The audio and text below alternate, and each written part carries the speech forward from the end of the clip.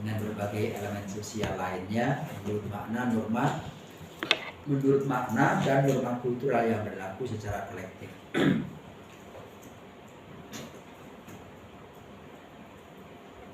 Nah, kalau kita lihat sistem sosial berdasarkan evolusi, jadi sistem sosial itu ini, sistem itu apa sih?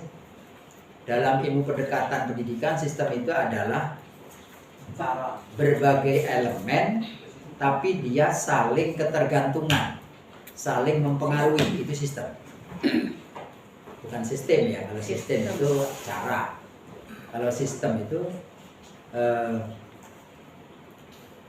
sebuah lingkungan atau yang terdiri dari elemen-elemen, yang elemen-elemen itu saling ketergantungan, saling mempengaruhi.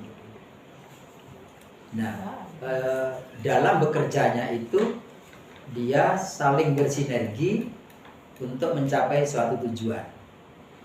Di sekolah itu ada sistem dari kepala sekolah, guru, staf, siswa, orang tua, petugas-petugas lain, itu sistem semua karena itu saling mempengaruhi.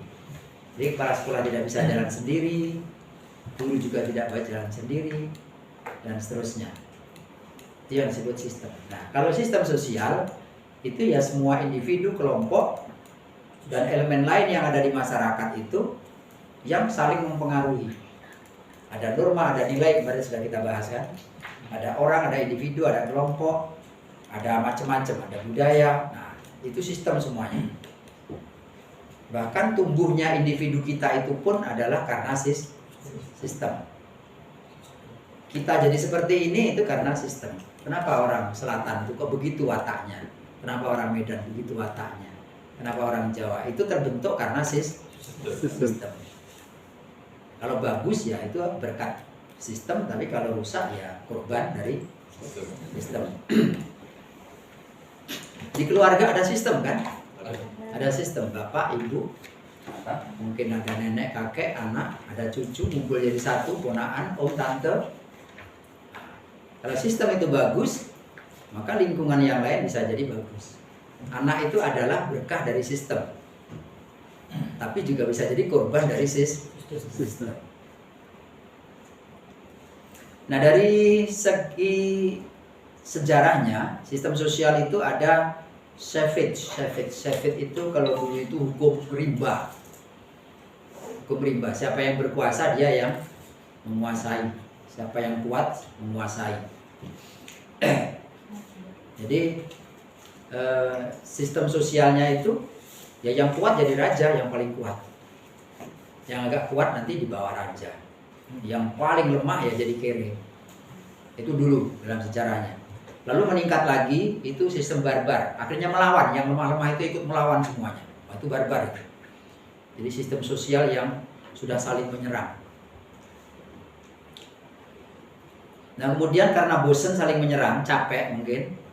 Nah, sistem sosial itu bergerak menjadi lebih baik, yaitu sistem sosial yang beradab. Jadi pengetahuan semakin jalan, pendidikan semakin jalan, teknologi semakin baik, kebudayaan semakin baik, nah, maka kemudian beradab. Nah, kalau dilihat dari alat penghidupan itu dulu masyarakat kita itu sejarahnya adalah hidupnya dari berburu. Ya makan dari daging yang ada di sekitar. Lalu kemudian daging binatang-binatang itu awalnya dimakan, tapi kemudian dikumpulkan, dipelihara, digembala. Jadi biar untuk bekal.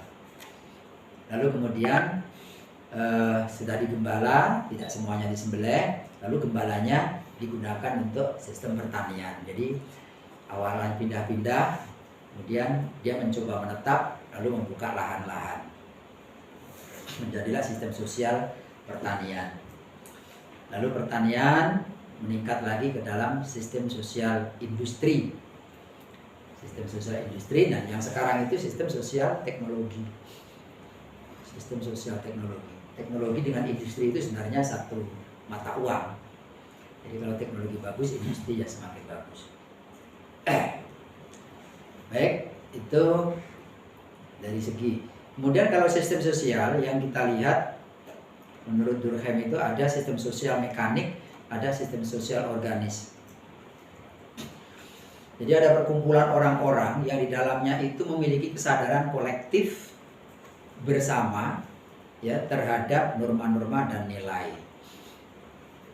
Ini biasanya masyarakat desa ya. Masyarakat desa itu kalau dengan norma kan agak tunduk, patuh, dengan nilai patuh. Jadi kolektivitas atau kebersamaannya itu tinggi, saling bantu, saling menolong itu. Nah, kemudian kalau masyarakat organis, sistem sosial organis ini sudah pembagian kerja. Ya di kota ini sudah pembagian kerja. Ya kamu sana, kamu ya saya sini. Ya sudah, selama kamu kerja di sana, saya kerja di sini ya tidak saling lagi ini. Nah, kalau menurut Kencana Rengnat itu di Indonesia ada sistem sosial itu dua, paguyuban dan patembayan ya. Patembayan. Jadi kalau paguyuban itu penuh kebersamaan. Jadi ini ciri-cirinya masyarakat desa. Kalau patembayan ini cenderung individual. Bahasa lainnya apa ya? Individualis ya. Individualis. Ini sistem sosial. Kalau di kota Bengkulu ini walaupun kota tapi masihlah ada paguyuban. Paguyuban itu kebersamaan. Ya. Ya salah satu contohnya masih ada apa? Nah,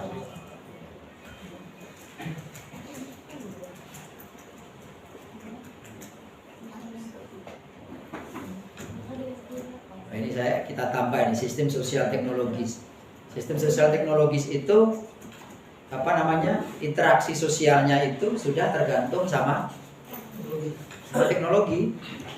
Jadi nanti lama-lama kita nggak lebaran saling ketemu, tunggu aja lah nanti. Sekarang aja udah mulai kan.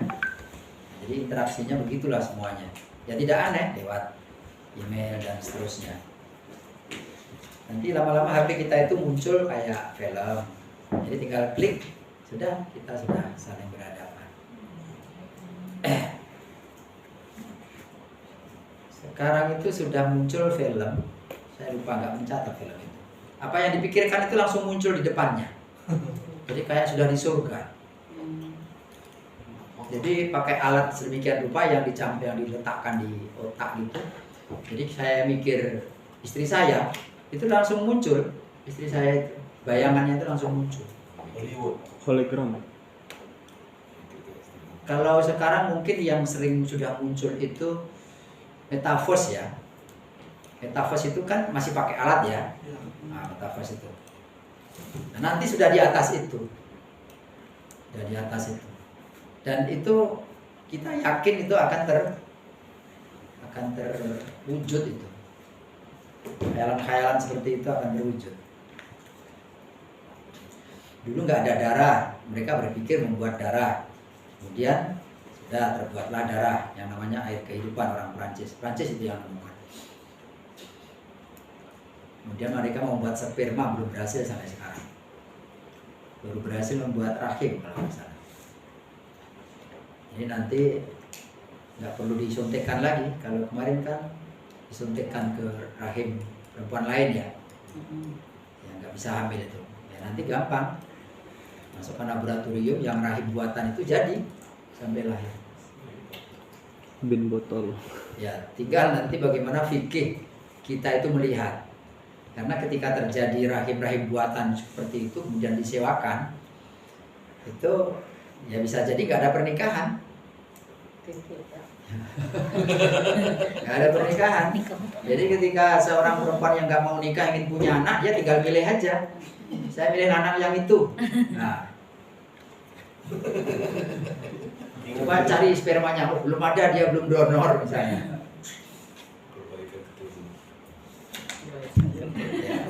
Dalam kacamata fikih Islam, ya kita tetap harus menikah dulu kan, orang kita harus menikah dulu baru spermanya, walaupun tidak terjadi zina sebenarnya, tidak terjadi zina kan? Enggak. Karena hanya spermanya diambil, kemudian dipertemukan di rahim buatan. Di mana unsur zinanya? Nggak ada. Buatan ada. Nggak ada unsur zinanya. Itu namanya rahim artifisial. Unsur zinanya tidak ada, tapi status anak itu, baru status anak yang hasil tidak nikah. Nanti jangan-jangan lama-lama ada pernikahan sperma.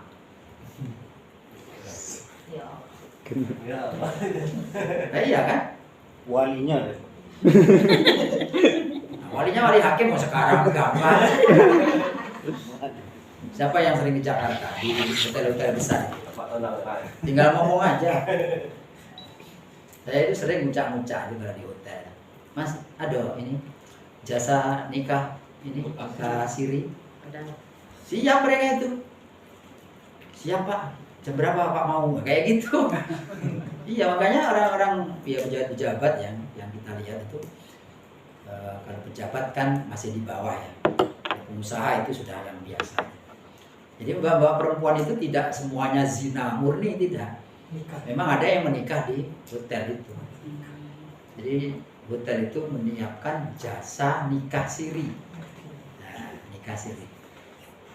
Jadi nikahkan di hotel itulah. Selesai apa? Cerai. Iya, jadi saya bawa perempuan, saya nyari kan, saya bawa ke hotel, tapi biar nggak zina, saya ngomong ke tukang hotel, tolong panggilkan ini, siap, jam berapa Pak, nanti jam sekian. Dia datang, ada 3 orang, ada penghulu, karena di bank sperma itu tinggal ini laki-laki, perempuan. Dan yang laki-laki itu datang, saya ingin fotonya ini foto Ibu Nihi. Nah, saya pengen yang punya si A, karena indikatornya jelas, kecerdasannya, tinggi badan, berat badan, emosional, itu semuanya muncul di situ. Muncul.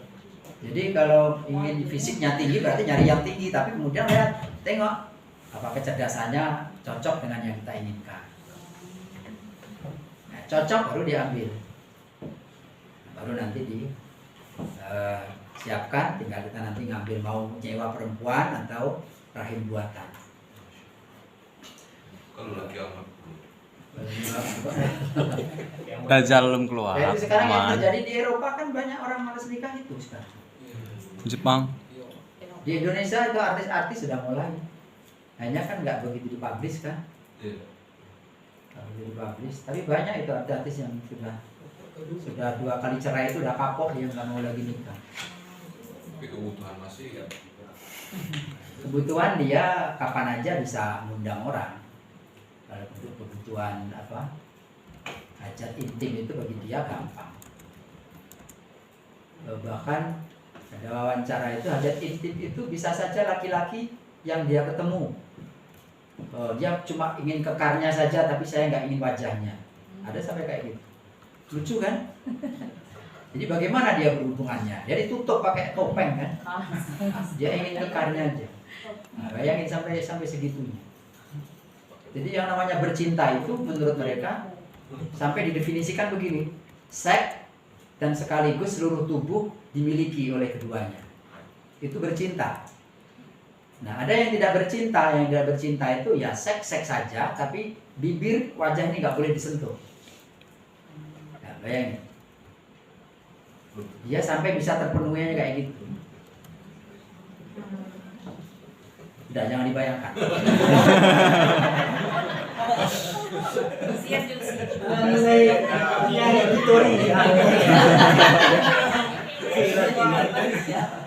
Pakai topeng. Saya dulu agak mengeksplor itu karena tesis saya itu judulnya perilaku seksual dalam tinjauan sosial budaya.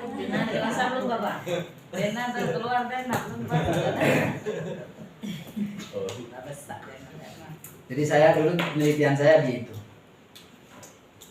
S2 saya itu penelitiannya di lokalisasi itu. Saya itu masih aktif di lokalisasi di RT 11. Banyak tapi saya habis duit itu.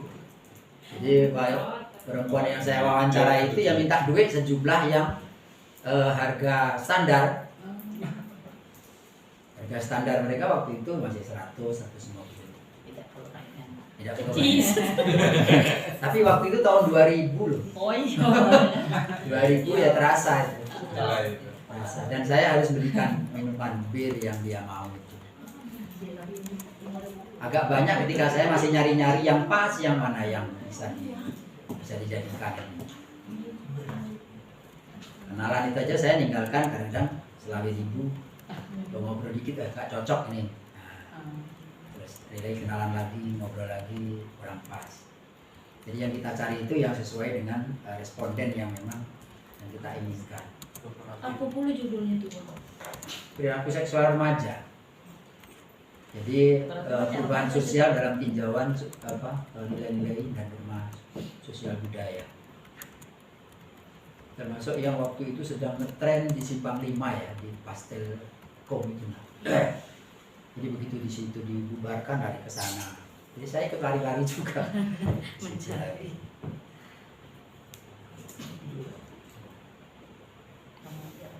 Jadi saya dapat 3 yang paling sedih itu yang ditipu-tipu itulah. Ditipu, cari kerjaan dari Jawa Barat sampai di sini nggak ada, bukan nggak dapet, emang nggak cocok. kemudian dibawa ke hotel. Itu saya ambil ceritanya semua. Dari cerita itu kemudian saya ceritakan di tesis itu, kemudian baru kita ditarik nilai-nilai budayanya, ditarik. Sampai emosi dia itu kita keluarkan semuanya. Ya, sampai yang lucu itu, gimana Mbak kalau sedang berhubungan itu? Kalau sedang berhubungan tuh pikirin saya ke orang tua sana Mas, katanya di Jawa Barat. Jadi dia nggak mikir ngeladeni ya pokoknya kalau sudah ngeladeni ya biarlah. Yang di atas bergerak-gerak, saya mikir saya ke sana-sana. Saya mikir orang tua. Jadi dalam saat itu dia itu bukan bahagia. Dia itu sedih. Nah, dia sedih. Orang tua, sana-sana. Jadi itu pelayanan yang apa ya? Pelayanan yang tidak prima. Pelayanan yang tidak prima.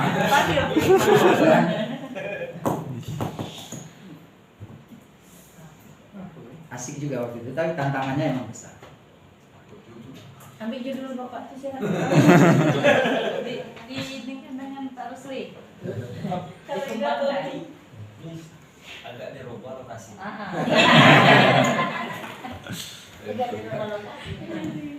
Mulai berubah. Iya, padahal kan ada. Aku yang di muku-muku aja. Ya, nanti perspektifnya pendidikan Islam kan? Pendidikan Islam. Kalau kayak gitu berarti cari anak-anak sekolah.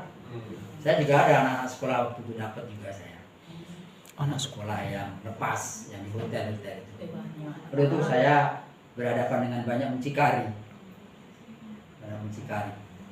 Bayar mucikari itu yang capek. Bayar. Ya saya mau ngambil anak itu, mau nemu anak itu saya harus lewat dia dulu. Seolah-olah saya pakai dia. Iya, dia kasih waktu itu cuma 1 jam. Lebih dari 1 jam saya harus bayar lagi. Makanya 1 jam saya wawancara, kalau kurang ya istirahat. Istirahat. Kalau kurang saya ya datang lagi. Saya telepon lagi mucikarinya, ketemu di mana, saya ngobrol lagi.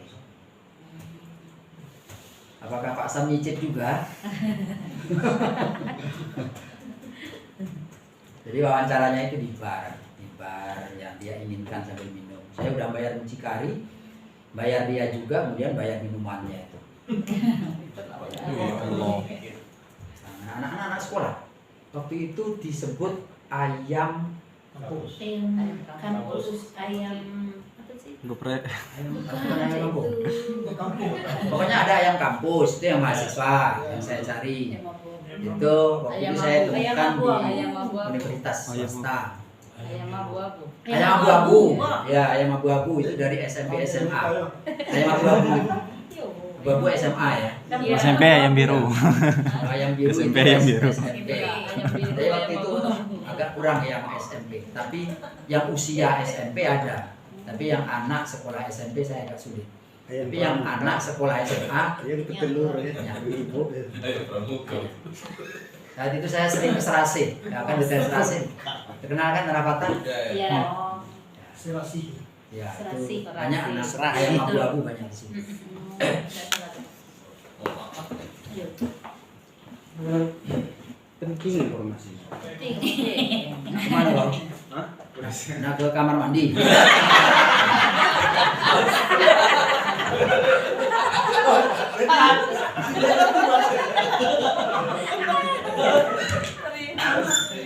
Berhasil materi Bapak. Agung diam aja.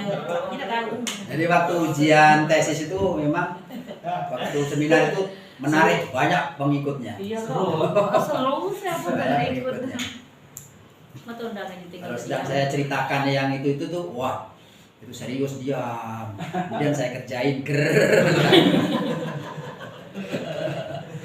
Kalau skripsi mahasiswa ada nggak yang meneliti itu di sini?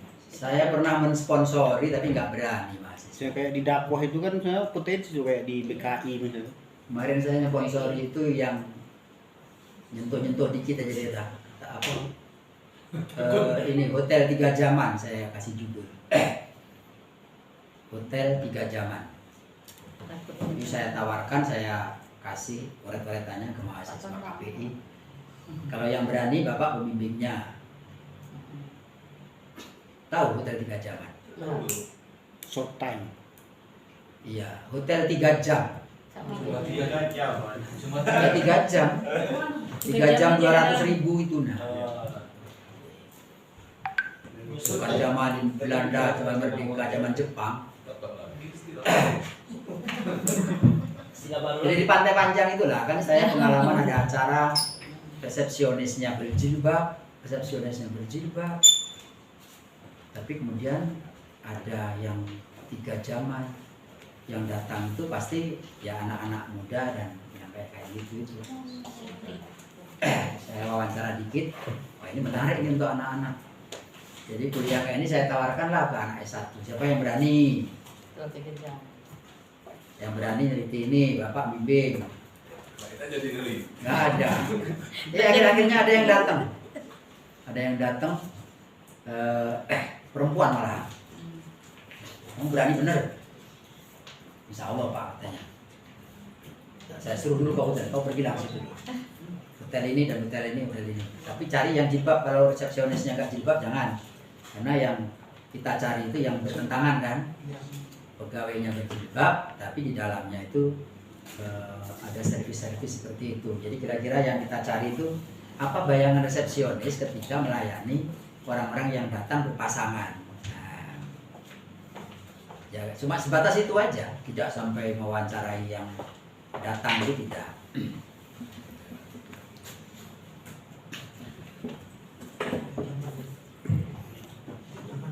Sudah ya, sampai di situ aja ya. Dari 3 zaman.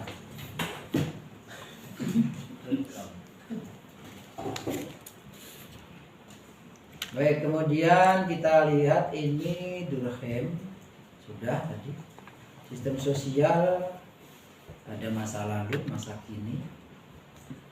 Unsur sistem sosial, keyakinan, perasaan, cita-cita, tujuan hidup, norma, nilai, tradisi, peran sosial, status sosial.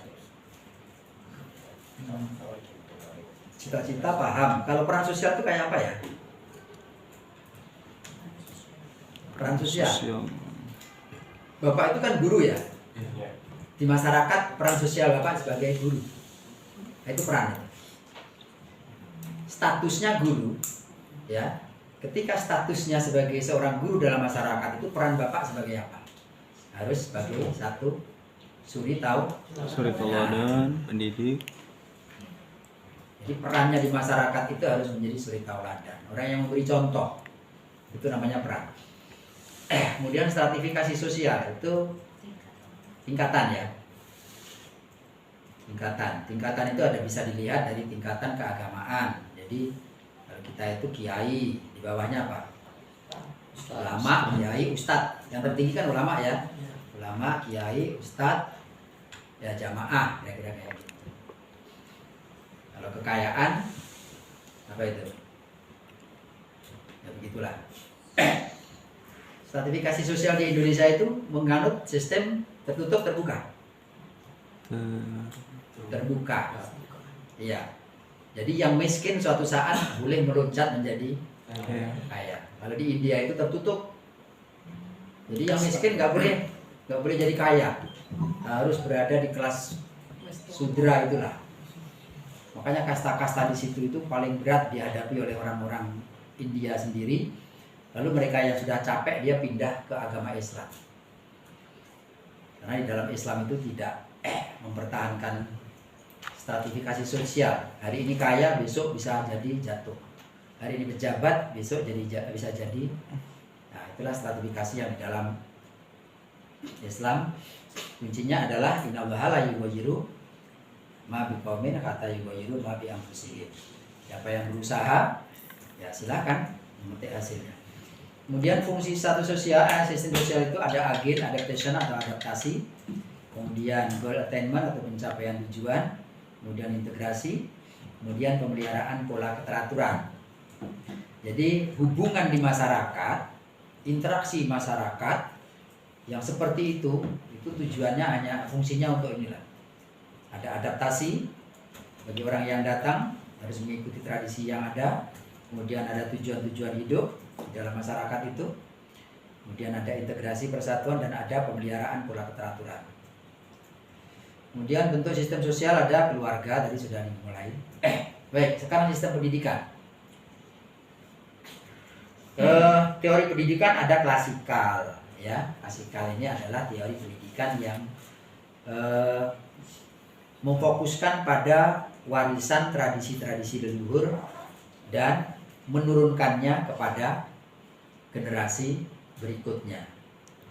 Jadi pendidikan yang kayak gitu berarti pendidikannya orang tua dulu. Emak dulu kayak gini Nana. Nah.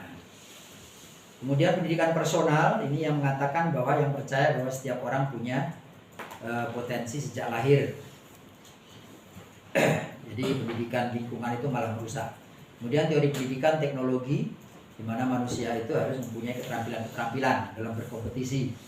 Kemudian teori pendidikan yang interaksional. Nah, ini orang atau siswa itu bisa bagus karena dia berhubungan dengan orang lain. Ini ada teori pendidikan pembentukan pribadi anak. Nativisme, empirisme, dan konvergensi. Masih ingat ini ya? Nah, coba kita lihat teori hadis. Teori pendidikan hadis, kullu mauludin yuladu alal fitrah. Fa'abawahu ala yuhawidanihi au yunasironihi au yumajjisanihi. Coba bandingkan dengan teorinya nativisme Schopenhauer. Nativisme itu mempercayai bahwa setiap anak lahir mempunyai bakat atau potensi. Yang di dalam hadis Rasulullah itu disebut teori fitrah. Kullu mauludin yuladu alal fitrah. Artinya fitrah itu adalah juga kompetensi dasar bawaan. Kalau anak punya bakat, punya minat, itu memang sudah bawaan.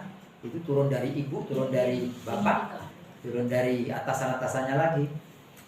Nah, lalu dalam Schopenhauer dia nyebutnya nativisme. Rasulullah sudah melahirkan teori itu sejak lama. Fa'abawahu, maka orang tuanya lah yang menjadikan anak itu Yahudi, Nasrani atau Majusi. Fa'abawahu itu artinya orang tua. Orang tua itu adalah bisa disebut sebagai lingkungan. Satu, bisa lingkungan keluarga.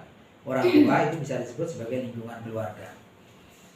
Jadi bapak mempengaruhi anak, kelakuan ibu mempengaruhi anak, kelakuan kakak, saudara, om, tante, nenek, kakek semuanya mempengaruhi.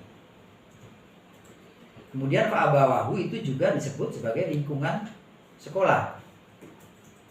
Kemudian fa'abawahu juga disebut sebagai lingkungan masyarakat umum termasuk kawan sepermainan. Fa'abawahu juga disebut sebagai lingkungan ilmu pengetahuan dan teknologi. Nah sekarang Anda harus belajar mendalami apa ciri-ciri kehebatan orang Yahudi, apa ciri-ciri kehebatan sifat-sifat orang Nasrani dan Majusi. Ketika Allah menyebut fa'abawahu lingkungan, kenapa Majusi? Kenapa Yahudi pada Nasrani? Yang orang Yahudi ini kan terkenal pintar. Pintar, berpendidikan, nah, teknologi. Ini bisa dilarikan kemana itu? Nah, jadi kalau orang tua ingin anaknya itu berpendidikan, ya harus orang tua itu yang menciptakannya. Anak tidak bisa menciptakan sendiri untuk sekolah tinggi, kecuali orang tuanya yang memberikan motivasi. Kemudian ada lingkungan bahan bacaan, buku, komik, majalah, dan lain-lain. Nah, kalau lingkungan teknologi ya yang sekarang ini semuanya. Nah, ternyata dalam prakteknya di atas tadi pakai teori apa? Konvergensi. Williamson. Nah, kita di sini kita buat aja fitrotan abawah. Nah, ini teorinya. Jadi kalau Anda berceramah itu gunakan aja cerita teori ini. Buat sendiri. Teori ini untuk mengkanter. Jadi teori-teori pendidikan Rasulullah untuk mengkanter ini loh. Nah, berarti teori-teori aliran nativisme, empirisme, konvergensi itu sebenarnya menyatukan hadis kullu mauludin yuladu alal fitrah. Ada semua, Rasulullah itu sudah nyebut di sini. Nah, jadi paduan dari keduanya dikonvergensikan. Ini buatan saya aja ini, fitrotan abawah ini. Jadi bawaan atau potensi fitrah itu tidak bisa berkembang kalau tidak didukung oleh lingkungan.